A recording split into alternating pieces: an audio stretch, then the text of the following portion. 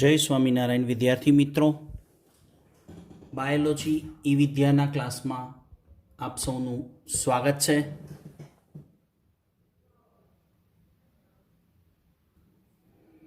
આજે વિડિયો લેક્ચરમાં અગિયાર સાયન્સના આપણે એક નવા ચેપ્ટરનો પ્રારંભ કરીએ. ચેપ્ટર નંબર 9, જૈવિક અણુઓ, બાયોમોલેક્યુલર એટલે જૈવિક અણુઓની એક ડેફિનેશન એટલે કે વ્યાખ્યા આપવી હોય તો શું આપી શકાય? તો જીવંત પેશીઓ છે,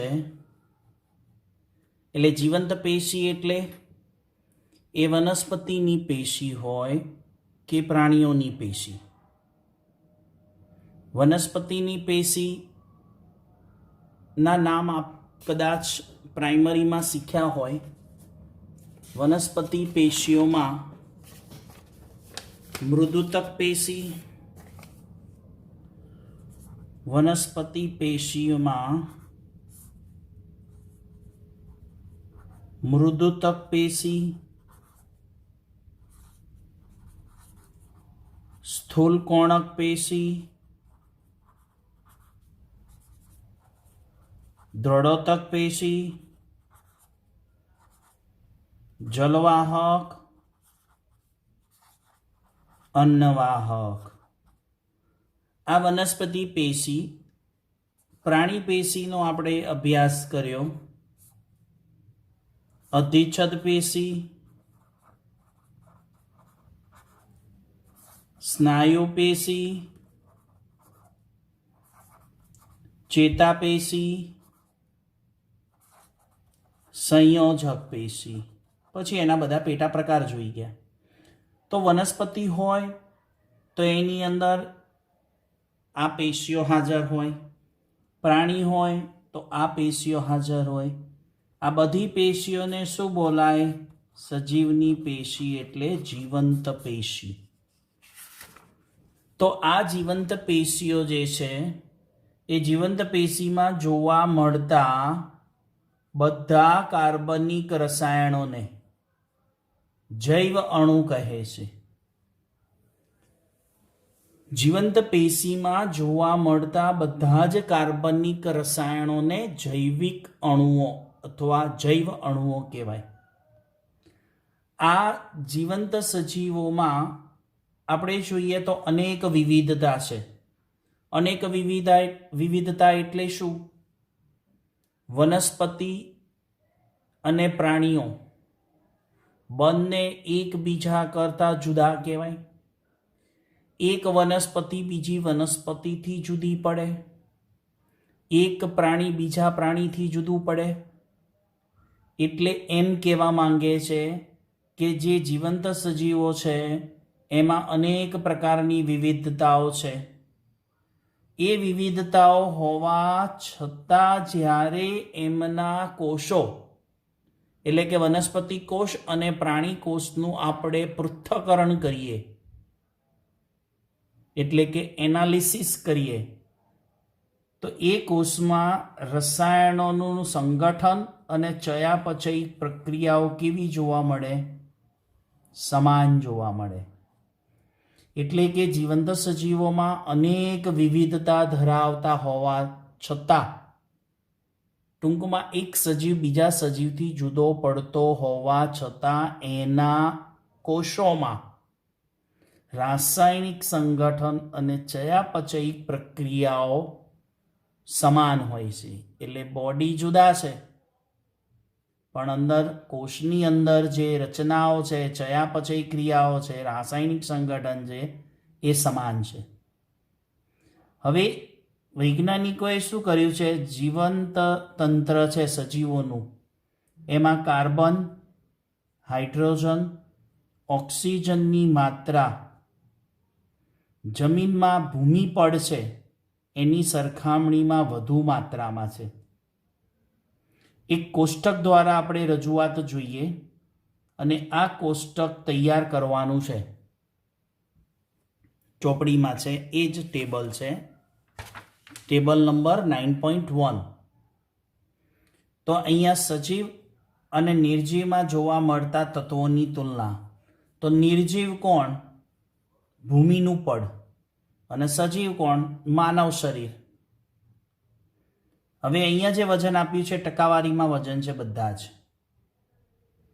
તો આપણે જોઈએ તો જમીનની અંદર એટલે કે આ ભૂમિ પડનો નમૂનો લઈએ અને એનું પૃથ્થકરણ કરીએ તો એમાં હાઇડ્રોજનનું પ્રમાણ ભૂમિ પડમાં 0.14, જ્યારે અહીંયા 0.5. કાર્બનનું પ્રમાણ અહીંયા 0.03, જ્યારે માનવ શરીરમાં 18.5. સમજાય છે ને? ઓક્સિજન ભૂમિ પડની અંદર 46.6% છે, જ્યારે અહીંયા 65% છે. નાઇટ્રોજનનું પ્રમાણ અહીંયા ભૂમિ પડની અંદર ખૂબ જ અલ્પ માત્રામાં છે, ન્યૂનતમ માત્રા છે, થોડીક માત્રામાં છે, જ્યારે માનવ શરીરમાં 3.3% છે. સલ્ફરનું પ્રમાણ તમે જુઓ ભૂમિ પડની અંદર 0.03%, જ્યારે અહીંયા 0.3%. સોડિયમ એ 2.8% ભૂમિ પડમાં છે, જ્યારે અહીંયા માનવ શરીરમાં 0.2% છે. મેગ્નેશિયમ અહીંયા 2.1 છે ભૂમિ પડમાં, જ્યારે અહીંયા 0.1 છે. સિલિકોન 27.7, જ્યારે અહીંયા આપણે અવગણી કાઢીએ કે માનવમાં નથી. કેલ્શિયમ 3.6 છે અને અહીંયા 1.5 છે. ખાસ તમે આના ઉપર નજર કરો. કાર્બન, ઓક્સિજન અને નાઇટ્રોજન CHO કયા તત્વો કીધા? કાર્બન, હાઇડ્રોજન, ઓક્સિજનની માત્રા. આ ત્રણની માત્રાને ધ્યાનમાં લઈએ. આપણે 4 લઈએ, પહેલા 3 લઈએ. CHO તો જુઓ આ એનું પ્રમાણ ભૂમિ પડમાં અને માનવ શરીરમાં તત્વોનું પ્રમાણ વધારે માત્રામાં છે, એટલે એમ કહી શકાય વધુ માત્રા છે. તો આ ટેબલ ક્યાંથી રજૂ થયું છે? CN રાવ દ્વારા લખવામાં આવેલી એક પુસ્તક છે અન્ડરસ્ટેન્ડિંગ કેમેસ્ટ્રી.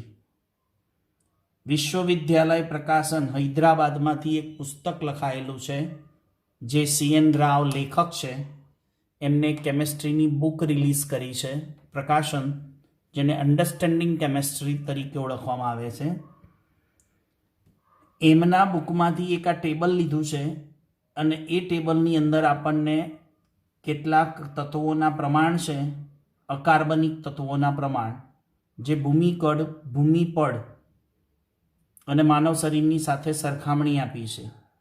એમાં મુખ્ય તત્વો કાર્બન, હાઇડ્રોજન, ઓક્સિજનનું પ્રમાણ ભૂમિપડ કરતાં માનવ શરીરમાં વધારે છે. તૈયાર કરવાનું છે ટેબલ અને સમજવાનું છે. આગળ વધીએ તો સજીવોમાં સૌથી વધુ માત્રામાં મળતું રસાયણ કયું છે? પાણી. પાણી એ સજીવોમાં સૌથી વધારે પ્રમાણમાં મળતું રસાયણ જ કહેવાય ને, H2O. H2O, 2 હાઇડ્રોજન અને 1 ઓક્સિજન. આ રસાયણનું પ્રમાણ સજીવોમાં સૌથી વધારે છે. હવે આપણે જૈવઅણુની વાત કરી. એ જૈવઅણુ છે કેટલા પ્રકારના? તો 2 પ્રકારના છે. એક માઇક્રોમોલેક્યુલર અને એક મેક્રોમોલેક્યુલર. માઇક્રો એટલે સૂક્ષ્મ જૈવઅણુઓ, જ્યારે અહીંયા બૃહદ જૈવઅણુઓ.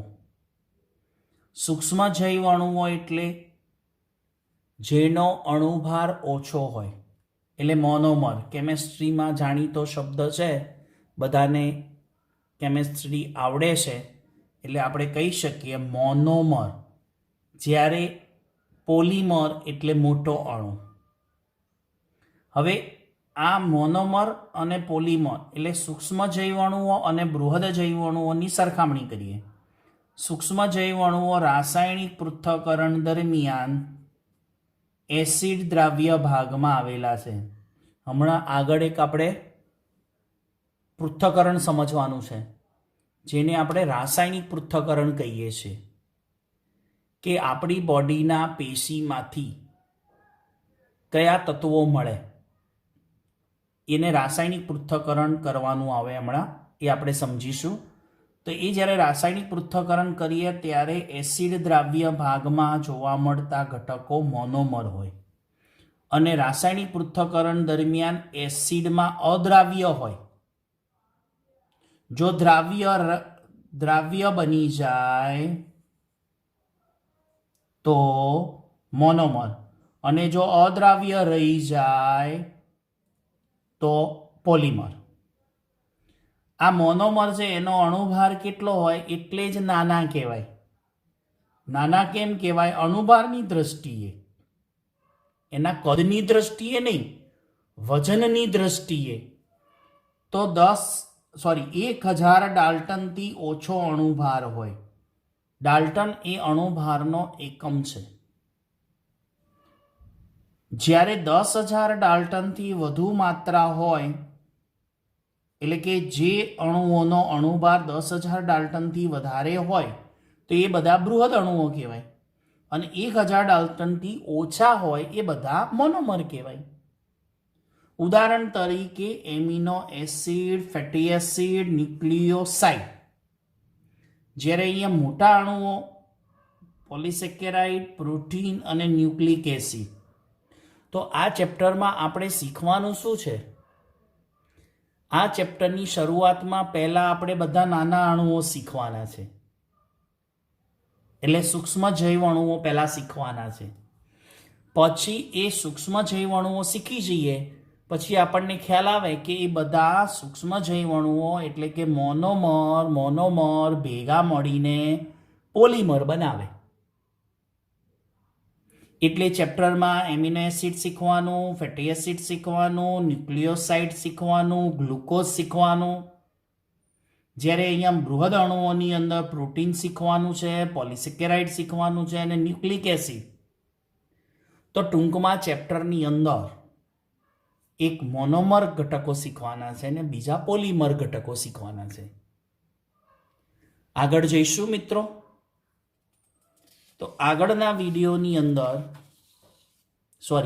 આગળ ચેપ્ટરની અંદર ચલાવીએ તો આ જે તફાવત સમજાયો એમાં અપવાદ તરીકે લિપિડ કેમ અપવાદ છે?